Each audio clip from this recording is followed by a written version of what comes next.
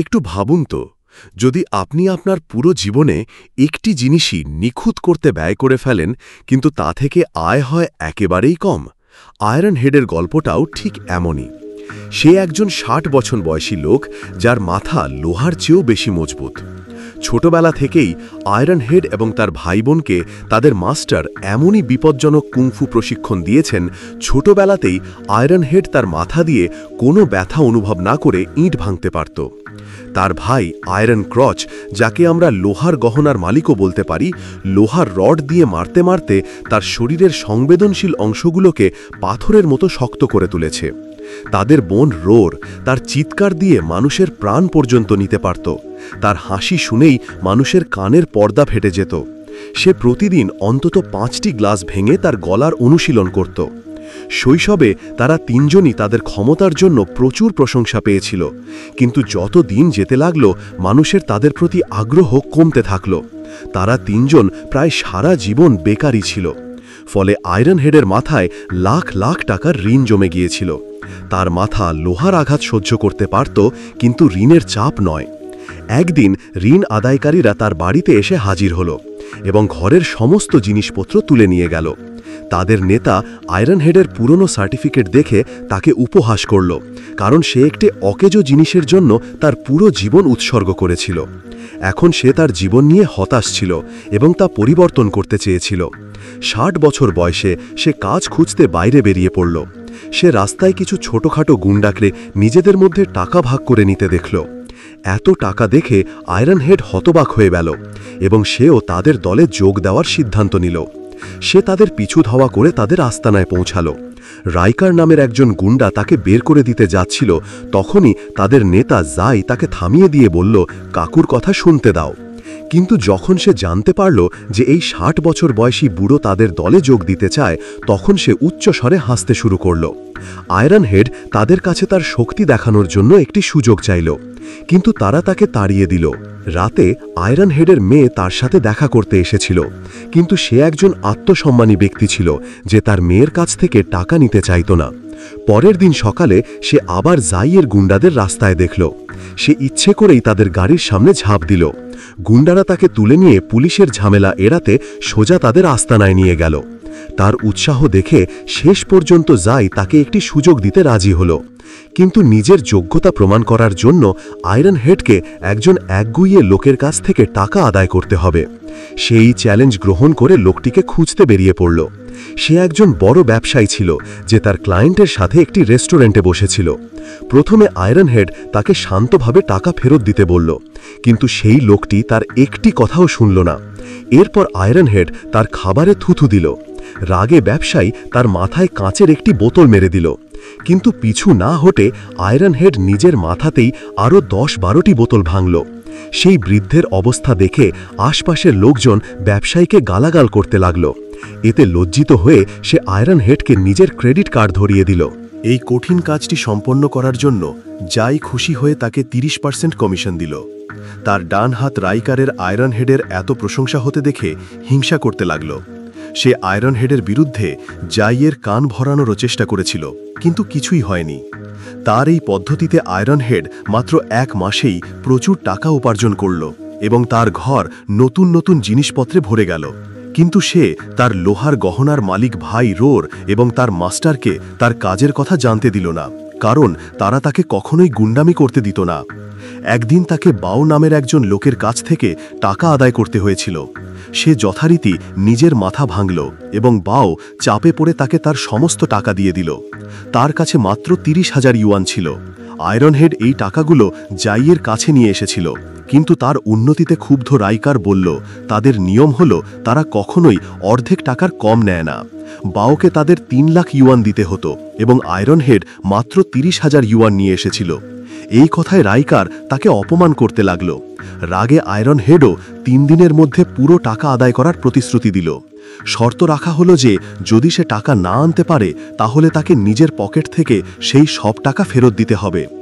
রাতে বাড়ি ফেরার সময় রাইকার তার লোকজনের সাথে তার ওপর আক্রমণ করল এবং বাও ঋণের কাগজপত্র ছিঁড়ে ফেলল। এখন আয়রন হেডের জন্য বাউয়ের কাছ থেকে টাকা আদায় করা আরও কঠিন হয়ে পড়ল। সে বাড়িতে পৌঁছাতেই এক ব্যক্তি তার ঋণ পরিশোধ করতে চলে এলো। আয়রন হেড টাকা পেয়ে খুব খুশি হয়েছিল, কিন্তু তখনই তার মেয়ে তার পুলিশ অফিসার স্বামীর সাথে সেখানে চলে এলো। তারা ভাবল যে লোকটি আয়রন হেডের কাছ থেকে ঋণের টাকা আদায় করতে এসেছিল, তাই তারা তাকে টাকা দিয়ে দ্রুত তাড়িয়ে দিল। কারণ আয়রন হেড তার কাজ সম্পর্কে জানাতে চাইত না, এই কারণে টাকা তার হাত থেকে বেরিয়ে গেল। এরপর তার জামাই একটি বাড়িতে চুরি তদন্ত করতে গেল। সেই বাড়িটি বাউয়েরই ছিল এবং আসলে সেই নিজেই তার মায়ের চিকিৎসার টাকা তার ঋণ পরিশোধ করার জন্য চুরি করেছিল। সে সবার কাছে ক্ষমা চাইল এবং তার পরিবারকে প্রতিশ্রুতি দিল যে আজ থেকে এমন কিছুই হবে না। পুলিশ তাদের পরিবারকে সাহায্য করার জন্য কিছু টাকা দিল এবং সেখান থেকে চলে গেল। আমাদের পুলিশ সদস্যরা এমন ভালো কেন হয় না ভাই? পরের দিন আয়রন হেড আবার বাউয়ের কাছ থেকে টাকা আদায় করার চেষ্টা করতে লাগল। রাস্তায় একটি দৃশ্য তৈরি হলো এবং লোকজন বাউকে গালাগাল করতে লাগলো এবং তাকে টাকা ফেরত দিতে বলল। কোনো উপায় না দেখে বাউ তার মতোই নিজেকে ইট দিয়ে আঘাত করা শুরু করল। তার এমন আচরণ দেখে আয়রন হেডেরই তার প্রতি মায়া হলো এবং তার মাথা থেকে রক্ত মুছে চুপচাপ সেখান থেকে চলে গেল। সে ভাবতে লাগলো যে টাকার জন্য সে কতটা নিচে নেমে গেছে। আমরা দেখলাম যে জাই এবং রাইকার দূর থেকে তার ওপর নজর রেখেছিল। এবার জাইয়েরও তার যোগ্যতা নিয়ে সন্দেহ হতে লাগলো। আগুনে ঘি ঢালতে রাইকার তো সেখানেই ছিল, তবুও জাই শর্ত অনুযায়ী 3 দিন অপেক্ষা করার সিদ্ধান্ত নিল। সন্ধ্যাবেলায় তার মাস্টার রোর এবং লোহার গহনার মালিক ভাইয়ের সাথে আয়রন হেডের বাড়িতে ঢুকে পড়ল। খুব দ্রুতই তারা জানতে পারল যে সে এত ধনী কিভাবে হয়েছিল। তারা বিরক্ত হয়ে গিয়েছিল যে আয়রন হেড এমন ভুল কাজের জন্য তার প্রশিক্ষণের ব্যবহার করেছে। যে গ্যাংয়ের জন্য সে কাজ করত তারা গরিবদের খুব বেশি সুদে টাকা দিয়ে তাদের অসহায়তার সুযোগ নিত। আয়রন হেড তখন খুব লজ্জিত হয়ে গিয়েছিল। সে চাইছিল যে পৃথিবী তাকে জীবন্ত গিলে ফেলুক। সে তার উপার্জিত সমস্ত টাকা টেবিলে রেখে বলল আজ থেকে সে এমন কোনো কাজ করবে না। কিন্তু যখন তারা দেখল যে এই কাজে তো প্রচুর টাকা আছে, তখন তারা 3 জনও তার সাথে যোগ দিল। সারা জীবন লোহার শরীর অনেক তৈরি করেছে, এবার তাদের একটি লোহার ব্যাংক অ্যাকাউন্ট তৈরি করতে হবে। টাকা আদায়ের সময় মাস্টার আয়রন ক্রচের গহনাগুলোকে হাতুড়ি দিয়ে পিটত। এতে ভয় পেয়ে সমস্ত ঋণ গ্রহীতা দ্রুত টাকা ফিরিয়ে দিত, কারণ তারা তাদের গুটির ওপর হাতুড়ি খেতে চাইত না। এই কৌশল ব্যবহার করে তারা মাত্র 1 ঘন্টায় হাজার হাজার ইউয়ান উপার্জন করল। কিন্তু বাও তখনও বাকি ছিল। সে বলল তার কাছে একদমই টাকা নেই। কিন্তু তারা বলতে লাগলো বাড়ি তো আছে, সেটা বিক্রি করে দাও, কিন্তু ঋণের টাকা তো ফেরত দিতে হবে। এত কিছুর পরেও যখন সে রাজি হলো না, তখন রোর তার বাড়ির বাইরে টাকা ফেরত দে, টাকা গেল, টাকা টাকা দে, টাকা দে এমন কিছু বলতে শুরু করলো। সে 2 দিন ধরে অবিরাম কথা বলতে লাগলো এবং অবশেষে অতিষ্ঠ হয়ে তারা বাড়ি বিক্রি করার সিদ্ধান্ত নিল। এরপর আমাদের আদায়কারী দল সমস্ত টাকা নিয়ে জায়ের আস্থানায় পৌঁছে গেল। টাকা দেখে জাই রাইকারকে খুব খারাপভাবে অপমান করে আয়রন হেডকে নিজের বিশেষ লোক বানিয়ে নিল। পরের 1 মাস ধরে তারা সবাই এভাবেই টাকা আদায় করতে লাগল। তাদের আয়রন ক্রচের গহনাগুলোতে হাতুড়ি মারার কৌশলটি জাদুর মতো কাজ করত, যা দেখে সবাই ভয়ে টাকা ফিরিয়ে দিত।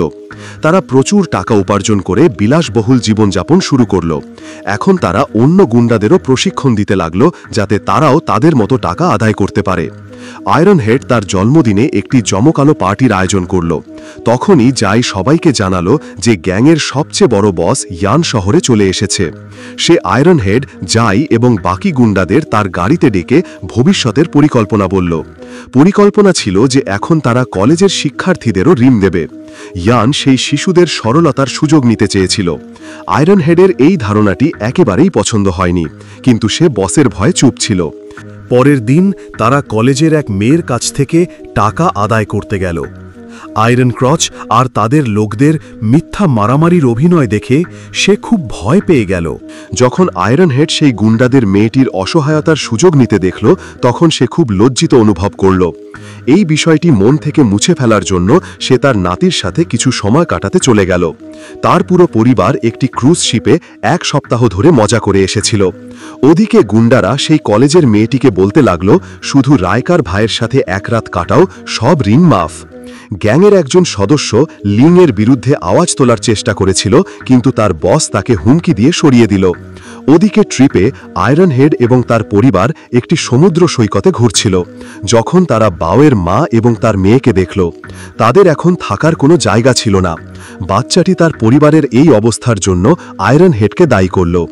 এই কথায় আয়রন হেডের নাতি এবং সেই মেয়েটির মধ্যে ঝগড়া শুরু হয়ে গেল।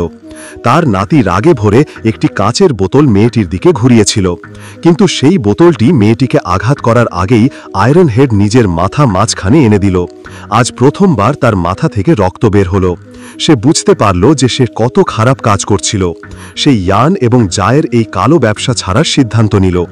পরের বার সেই ইয়ানের সাথে দেখা করে তার সিদ্ধান্ত জানিয়ে দিল।